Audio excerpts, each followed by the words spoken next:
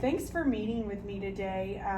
I really enjoyed observing your math lesson last week. I know we had talked a little bit before about like some of your goals that you wanted to achieve, and most of them focused on classroom and like lesson engagement. So I had a couple questions after I collected data for you to just kind of go over with me. So I focused on task behavior, some questioning techniques you had when you were talking to the students, uses of technology, student responses, and transitions as we were going from whole group to small group or whole group to independent work. What were some things, and I will also be taking some notes if that's okay with you during this. Let me pull up a Google Doc so we can formulate a goal together. So, if you were to note some of the things you did well during this lesson, what would you say was good for the management and keeping students on task? So do you mean using technology or just well overall? Well, overall, yeah, just engagement and that kind of thing. Okay. I think with just knowing those routines of coming to the carpet and when it's time to sit down and get ready, and then also knowing the routine of the independent work is good with them. They know once we're in it, we're ready to go. I think during independent work, for the most part, they do well. It can be kind of challenging with small group, and I think I noticed that they all, since you follow a schedule, I see that there's a schedule on your board, and you're pretty much maintaining that same schedule every day. Okay, so knowing routines, where to sit on the carpet, and then do you have a schedule for your small groups, or do you pull just accordingly to the day? I pull based on like tickets out the door and things like that I've done and regroup. Okay. I will say, according to some of my data, I noticed that during whole group, about 9 out of 20 of the students seemed to be a little off task, whether it was fidgeting with things, standing up at their seat, or some even walked to the door to throw away trash or little things like that, just to, maybe get up and have some movement. Which I noticed like an impact on engagement could be like you having to repeat directions. Do you feel like you're repeating directions a lot? Oh, yeah. Okay, so a lot of so weaker spots would be probably repeating directions. What about misunderstandings when it comes to like independent work? So basically the same thing as repeating instructions. Right, repeating instructions, and they'll come to me a lot when I'm trying to have small groups, Okay. so that can be a problem. So interrupted small group time. Yes. Okay.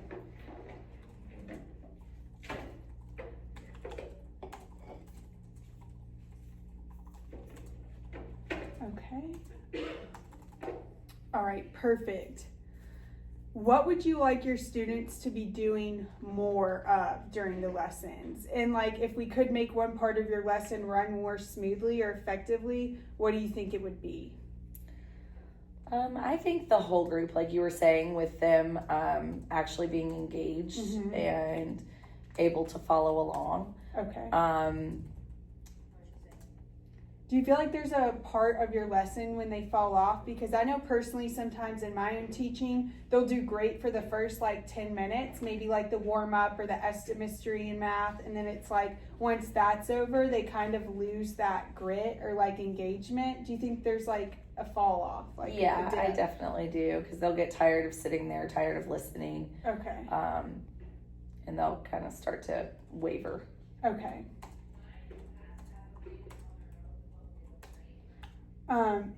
In your mind, like when you're up there, what are some signs that your students are losing engagement, or what are some signs that they're truly engaged?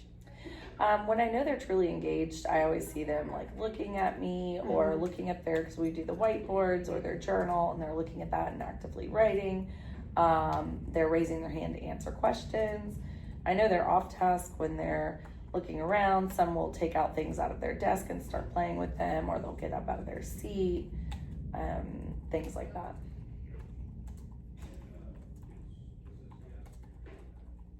Okay, I totally agree with that.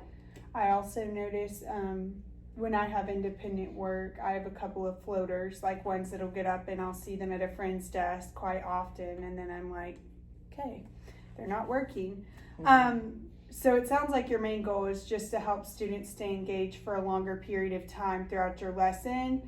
Would you say this captures what your goal is? Maybe increase engagement? Yeah. Okay. Definitely. Maybe we could have a goal that kind of states we're going to increase student engagement and on-task behavior by using some form of interactive technology tool during like whole group instruction. And then that way when you split off to do small groups, your kids can use those independent technology pieces like Zern or Extra Math or Math 99. I'm not sure which platforms you use in here. Yeah, we use all those. Okay, perfect. So, let's see. Math platform, increase whole group instruction, engagement.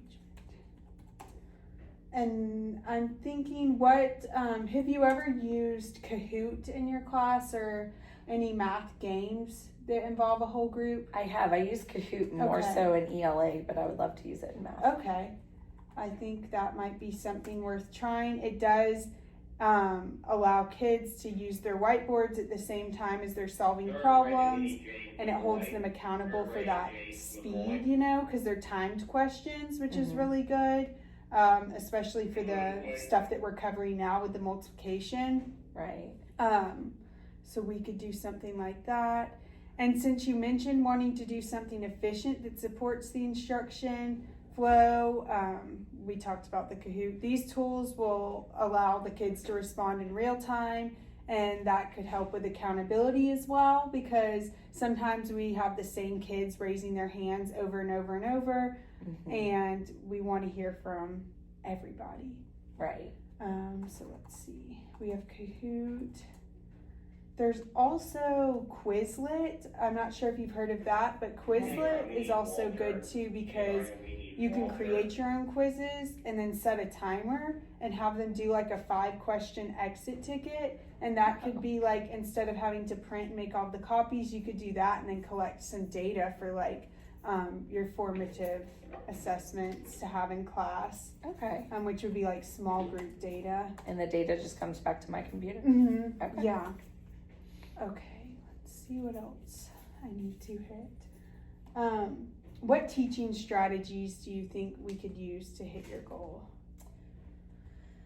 I like the instructive technology piece being brought in. First grade, we need Claire.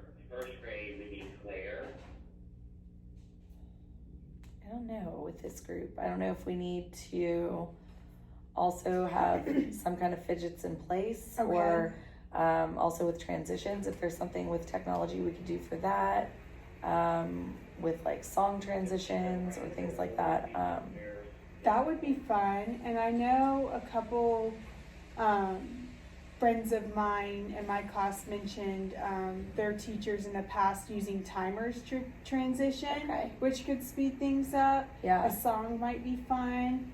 Or even, just saying, let's see how long we could transition today, and maybe like a small reward for, slow or speeding up the transition time. Right.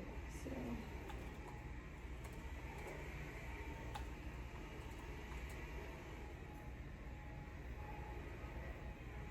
And if there was anything you were to do different about the lesson that I observed, what would be some of those things? I think the transitions can definitely be rough, so I think that would be something I would do differently, and we would practice a couple of times and make sure we got that, because I think it takes out too much instructional time when they're long transitions. Okay. I also think somehow making the lesson more engaging, whether it be through technology, that sounds like a great piece, or somehow, because they are having a hard time sitting through that entire lesson. So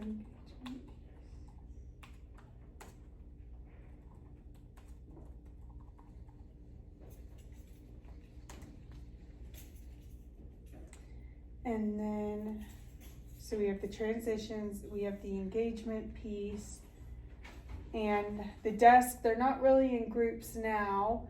Do they work better in groups, or you think when they're independently working, it's best to keep them independent? They work in groups okay. It depends. I have a lot that I need to separate.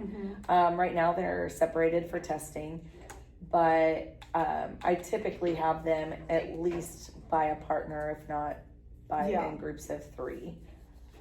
That was another thing I collected in my data was, I talked about transitions and then kind of the student responses, but I also said that only a small group of students engaging verbally and leaving others passive, which I noticed mainly on the floor. But sometimes when I have my students sit at their desk, they offer a little bit more engagement, and I'm not sure why. Sometimes the floor can be a little bit distracting when they're right next to each other. So I kind of like that you have the desks spaced out. That could be something we try, just having a math lesson at their desk, which might smooth out the transition from the carpet to the desk when they go to work independently. Right. They're already there. Yeah, we could give that a try. So move.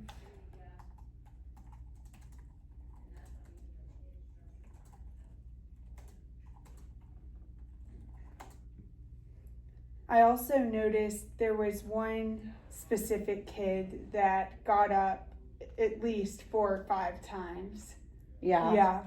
And that's pretty frequent. That's like an everyday thing. Yes, and a lot of redirection. Yeah. Okay, and it's not just at the end of the day? Right. Okay. We need Walter, first grade we need Claire, first grade we need That's Claire. a redirection.